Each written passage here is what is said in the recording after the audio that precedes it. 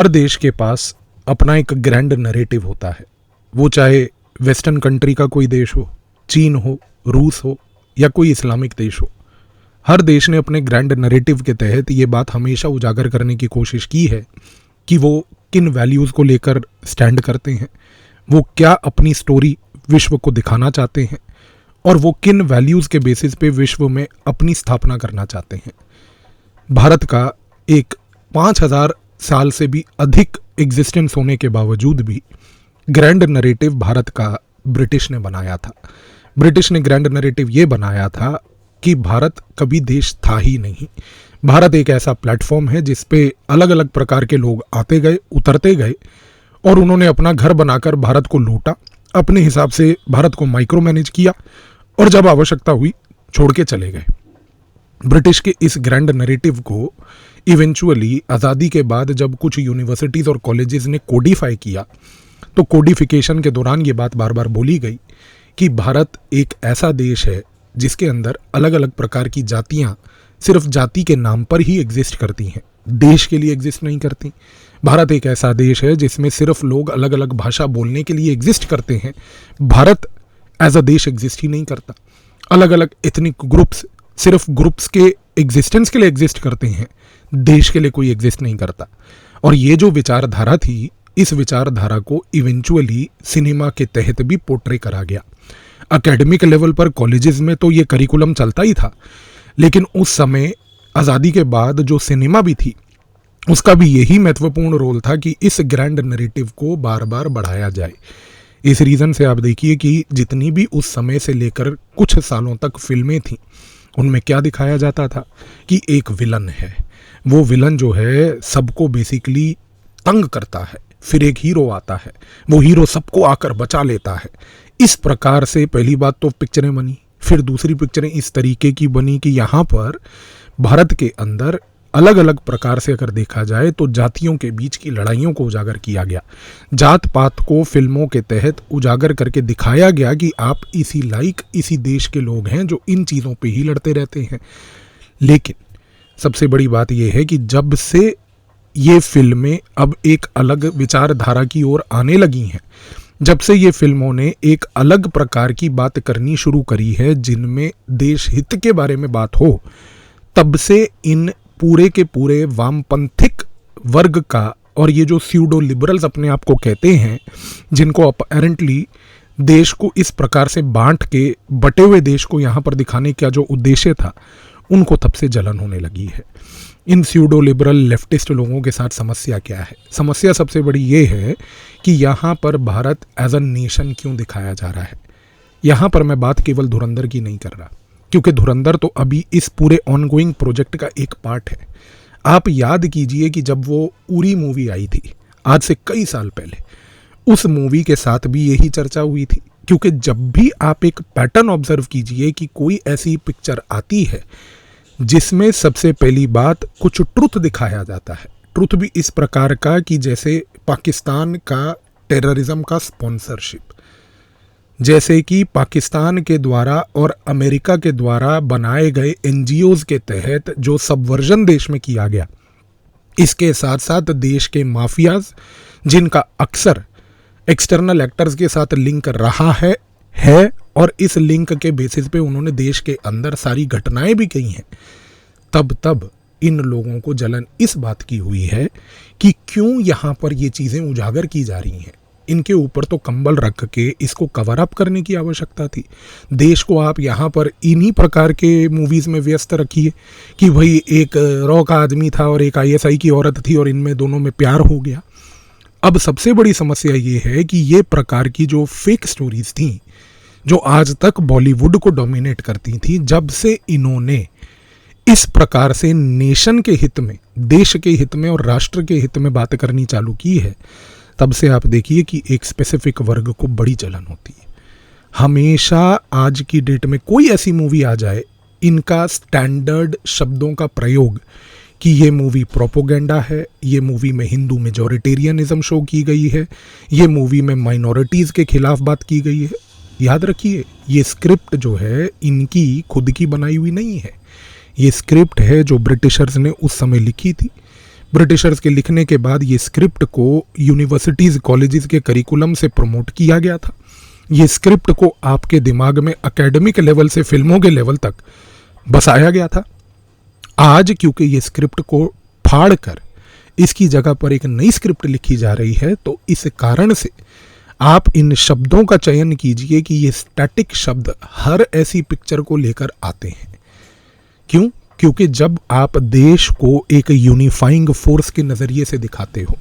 जब आप दिखाते हो कि यहाँ पर रणवीर सिंह पाकिस्तान में जाकर एक गवर्नमेंट एम्प्लॉय की तरह काम नहीं कर रहा है,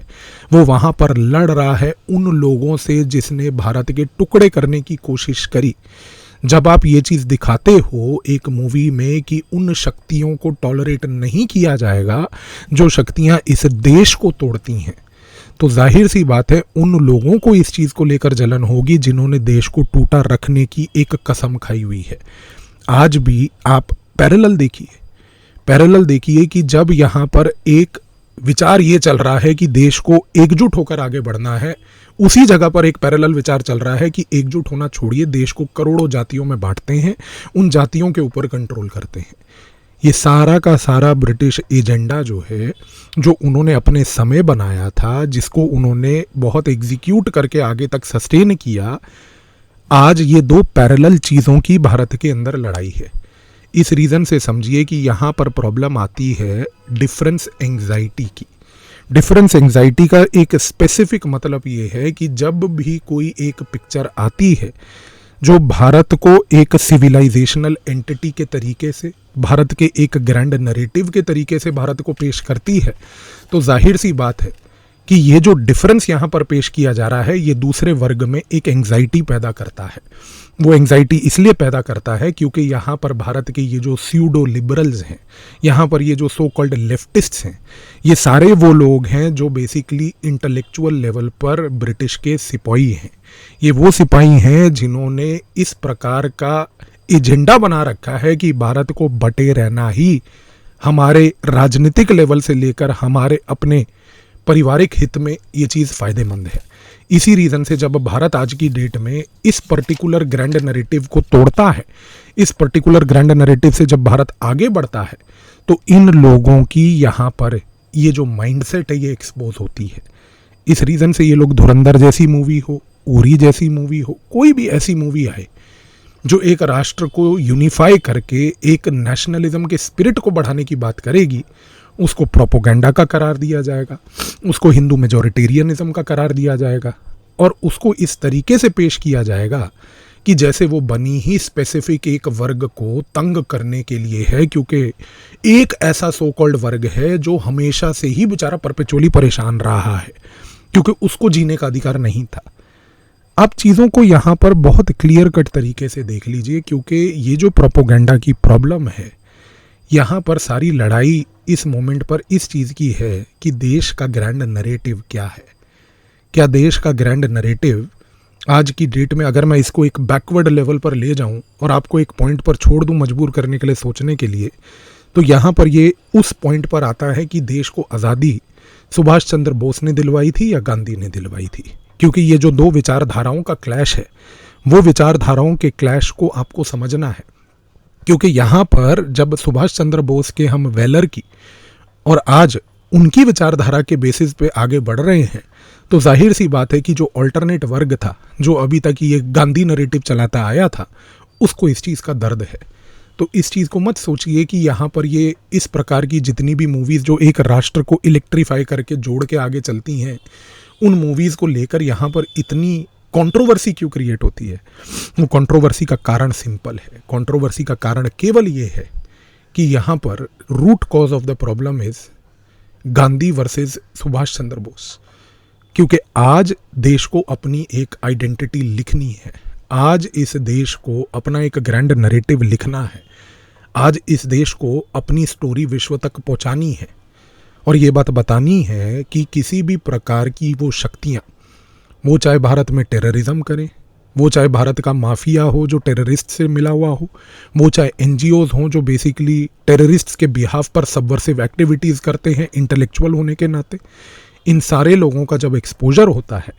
तो जाहिर सी बात है कि इनको दर्द होता है। और टाइमिंग भी देखिए, एक जगह पर जब ये लोग इस प्रकार का रोना डालते हैं, उसी दौरान फिर वो यूसीरेफ जैसी एजेंसी जो हैं वो अपना प्रोपोगेंडा अंतर्राष्ट्रीय स्तर पर चलाती हैं। क्योंकि जैसे ही कोई ऐसी मूवी आएगी जिस मूवी में किसी प्रकार का इंटेलिजेंस ऑपरेशन शो किया जाएगा, उस इंटेलिजेंस ऑपरेशन को काउंटर करने के लिए फिर आप देखेंगे कि यहाँ पर उसी प्रकार से जो है उसी इंटेलिजेंस एजेंसी के ऊपर पाबंदियां लगाने की बात की जाएगी।